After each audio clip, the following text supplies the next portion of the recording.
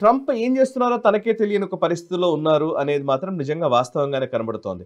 And ట్రంప్కి మద్దతుదారుడుగా నిలిచి నిజానికి ఆయన ప్రెసిడెంట్ అవ్వడానికి ఈవెన్ ఫండ్స్ ఇచ్చి అదేవిధంగా ఫుల్ ఫ్లెజ్డ్గా ఆయన సపోర్ట్ చేసినటువంటి ఎలాన్ మస్క్ ట్రంప్ నుంచి దూరం అయిపోయాడు. దూరం అవ్వడమే కాదు, ఇప్పుడు కొత్త పార్టీని తీసుకొస్తున్నారని చెప్పేసి ఆయన అనౌన్స్ చేయడము అండ్ ఈవెన్ అమెరికన్ పార్టీకి ఆయన సన్నాహాలు చేస్తూ ఉండడం ఇవన్నీ మనం చూస్తున్నాం.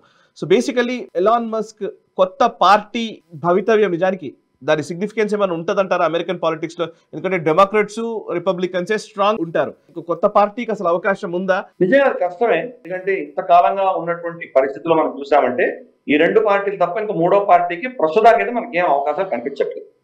లేవా అంటే అది కూడా తప్పు. ఎందుకంటే వాళ్ళ చట్టమే ప్రొహిబిట్ చేయదు. చాలా పార్టీలు ఉన్నాయి. లిబర్టేరియన్ పార్టీ అని ఒకటి ఉంది. గతంలో వాళ్ళు ఆల్మోస్ట్ మనకు ఐజెన్హవర్ టైంలో ఎప్పుడో వాళ్ళు ఆల్మోస్ట్ రన్నర్స్ అప్ గా వచ్చారు, ఆల్మోస్ట్ దగ్గరగా వచ్చారు, ప్రెసిడెంట్ దగ్గర వచ్చేవాళ్ళు గెలవలేకపోయారు కానీ చాలా ఫైట్ ఇవ్వగలిగారు. సో అటువంటివి 2-3 ఘటనలు జరిగినాయి. రాస్ పెర్రో అన్నటువంటి ఒక అతను మనం చూస్తున్న కాలంలోనే 10-15 సంవత్సరాల క్రితం అతను ఇండిపెండెంట్ గా కంటెస్ట్ చేశాడు. చాలా ధనికుడు, బిలియనేర్, చాలా ఖర్చు పెట్టి నిలబడ్డాడు. కానీ తట్టుకోలేకపోయాడు. డెమోక్రాట్ రిపబ్లికన్ వీళ్ళిద్దరి మధ్యలో తట్టుకోలేకపోయాడు. అతనికి వచ్చాయి, ఓట్స్ వచ్చాయి, కానీ చాలా థర్డ్ ప్లేస్ లో ఉన్నాడు. అతనేం ప్రభావం చూపించలేకపోయాడు.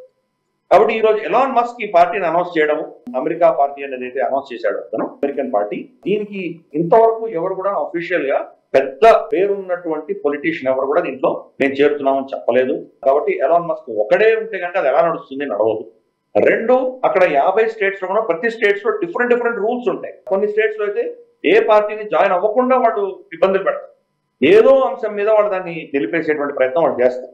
కొన్ని రాష్ట్రాల్లో మీరు వెళ్ళినా కానీ దానికి డాక్యుమెంటేషన్ చాలా ఉంటుంది. ఎంతో కనీసం అంటే ఇన్ని వేల మంది మిమ్మల్ని ఎండార్స్ చేయాలి, ఇటువంటి రూల్స్ ఉంటాయి. కాబట్టి 50 స్టేట్స్ లో అతను ముందు రిజిస్టర్ అవ్వాలి. ఈ పార్టీ ఫెడరల్ గా రిజిస్టర్ అయిన తర్వాత లాభం లేదు. ఎందుకంటే ప్రెసిడెంట్ అన్న అతను స్టేట్స్ లో ఎలక్ట్ అయిన తర్వాతనే అక్కడికి వస్తాడు. కాబట్టి ఈ స్టేట్స్ లో మళ్ళీ ఈ పార్టీ రిజిస్ట్రేషన్ అవుతుందా లేదా అనేది పెద్ద ప్రశ్న. ఒకవేళ అయితే ఎంతమందిలో అవుతుంది, ఎన్ని రాష్ట్రాల్లో అవుతుంది, మనకి ఎన్ని స్టేట్స్ లో అవుతుందో మనకు తెలియదు. తర్వాత నేతృత్వం లేదు.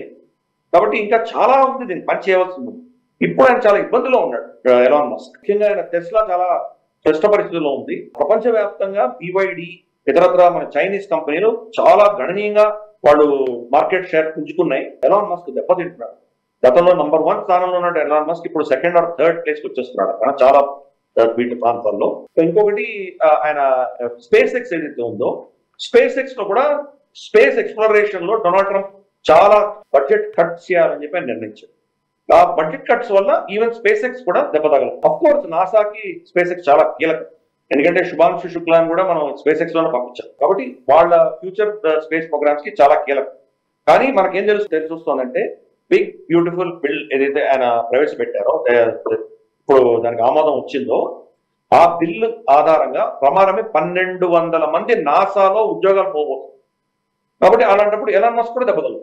సో ఇది ఆయనకు ఉన్నటువంటి మేజర్ గా ఉన్నటువంటి రెండు కూడా దెబ్బతలు. ఈవీ వెహికల్స్ టెస్లా దెబ్బతింటోంది, మనకు స్పేస్ ఎక్స్ దెబ్బతింటుంది. రెండు దెబ్బతిన్న తర్వాత మరి ఆయన దగ్గర అంత ఫైనాన్షియల్ కెపాసిటీ ఉంటుందా పార్టీని రన్ చేసి దేశవ్యాప్తంగా చేయడం? ఇవన్నీ కూడా పెద్ద ప్రశ్న. కాబట్టి చూద్దాం. డొనాల్డ్ ట్రంప్ అయితే దాన్ని కొట్టిపడేశారు ఆయన, కంప్లీట్ గా రిడిక్యులస్ అనేసారు ఆయన.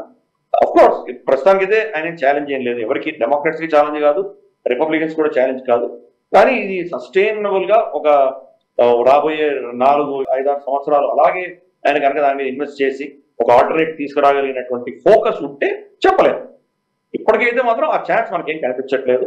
ఇది ఊరికే ఆయన పర్సనల్ ప్రొజెక్షన్ కోసం ఏదో చేస్తున్నట్టే మనకు అనిపిస్తుంది.